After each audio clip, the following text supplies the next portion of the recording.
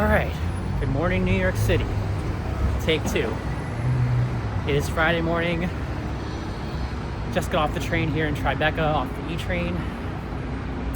I am going to talk today about shooting with the FujiFilm XT-20. If you're watching this, it is October 2025, and it's a beautiful day in New York City. Although, don't ask every New Yorker that question, whether they're having a good day or not, because even though it's a Friday morning here in the city, you'd swear taking the bus or the train would feel like it's like a Monday morning here.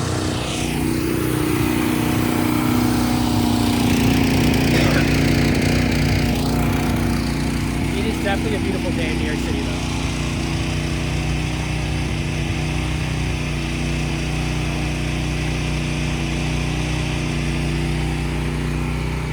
Day, and I'm shooting here the XT-20. This camera has to be like over 10 years old now, maybe. You can look up the technical specs of shooting with this camera, but I want to talk more about what it's like to use just every day out and about for any photographers that are thinking about picking up this camera secondhand, used on websites or places like Facebook Marketplace, where I got this one.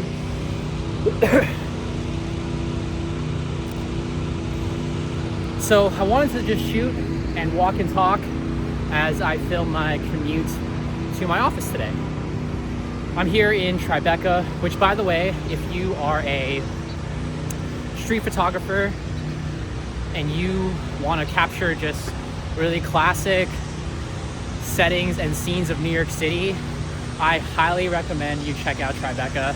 I'm gonna actually take a turn here and walk down a really specific street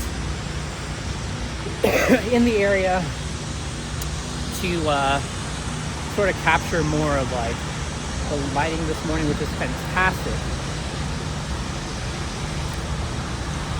I think as a street photographer, our job, or a good skill to have when you're out and about on the street, is to be able to notice things, whether it's certain lighting, whether it's certain faces passing you by, whether it's, I don't know, like a particular scene or moment, because as a photographer we want to be able to capture the essence or the vibe of a scene as accurately as possible. And that means being able to notice what's going on around you, be able to pick and choose a scene as it's happening in the moment. Because light can change, faces can change, so many things can happen in the span of just a few seconds. So when you're out capturing, you gotta just be ready. And I think that is becoming even more of a rarity nowadays in 2025. Because of just how,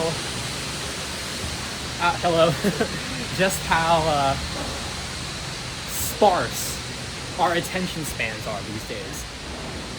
If you walk down any normal street on any given afternoon in New York City, or take the bus or commute, and if you're a commuter like me in New York City, shout out to you guys. We really know what's going on here in New York.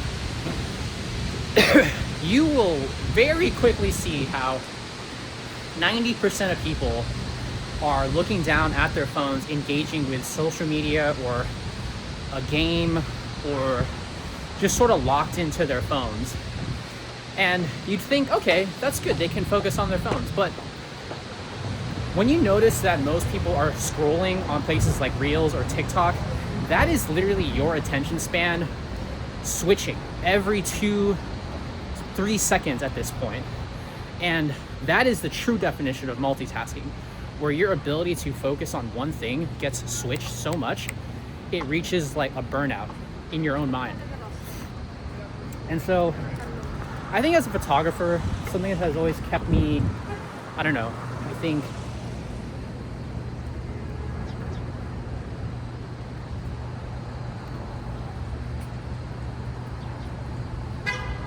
has always kept me I think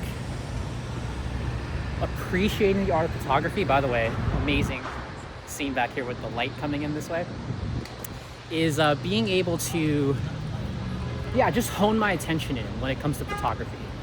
You know, I could go out on a lunch break and shoot for 15 minutes, but that's like 15 minutes of my mind being completely dedicated and focused to trying to notice things. And I think that's really important. And it's also really important to have the right gear with you, and gear that inspires you to create and to notice and to pay attention to your surroundings, or just to capture with inspiration. Which is why I really love Becca over at Take Tech Outside. I will link her YouTube channel here. Please go check her out. She's an amazing creator. She's in New York City, and she takes tech outside. She takes equipment and gear, you know, some of the latest technology that we have in 2025, cameras, video equipment, and all of many things of the like. And she goes out and she tries to figure out how to use this equipment properly to help you inspire your creativity. And I think actually that's a big reason I love to kind of vlog and walk around and just talk about my equipment and what helps me stay inspired as a photographer. So shout out to you, Becca. You're a legend, you're amazing, keep creating, love your work. Anyway, we're here to talk about this guy, the FujiFilm XT-20. Look at this thing. It's maybe as big as my face, but when you see a lot of photographers carrying, you know, the longest lens, the biggest camera body, you know, they brag about megapixels, or they flex about how long the battery life is, or how long the zoom is, and they can shoot, you know, 200 millimeters away and, you know, not even get noticed. I think this is the kind of thing I'd recommend for someone who's trying to get into photography and practice the art of street photography. Because this kind of setup is, well, it's minimal and it's efficient. I'm holding my iPhone 15 Pro on a tripod as I walk around and vlog with you guys. I'm carrying my work bag here on my right shoulder, and I'm shooting with one hand the FujiFilm XT-20 with the TT Artisan 27 millimeter. I think this lens is like $150. Look how entirely small this whole package is, and I can just be out and about shooting in New York City. And you know, most people don't notice me. I mean, some people do notice me because I'm talking and walking and I'm holding my camera up.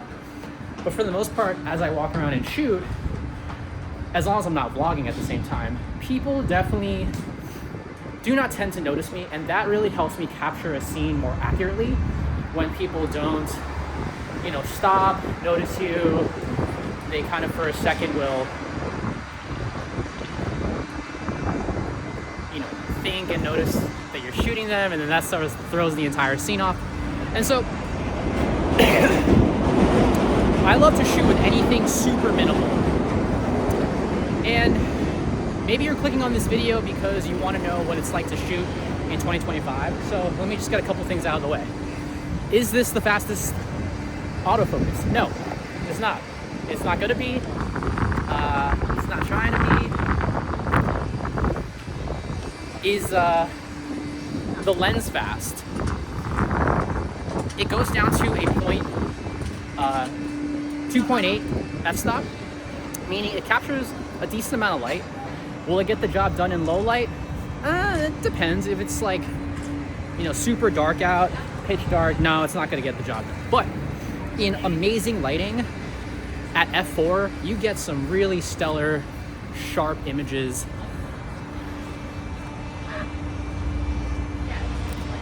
You know, I'm outside here, the Odeon, really famous restaurant. I actually really want to check this out. This is apparently where the Cosmopolitan drink cocktail was invented. Fun fact.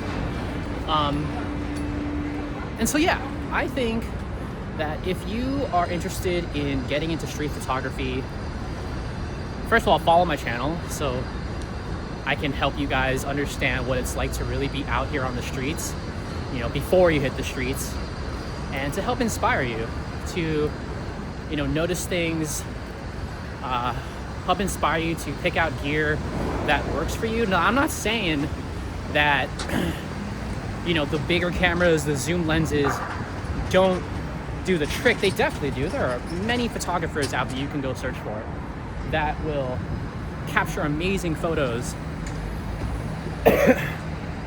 with those lenses, with those bodies, the big Sonys, some of the bigger FujiFilm camera lenses, the Nikons, the Canons, sure.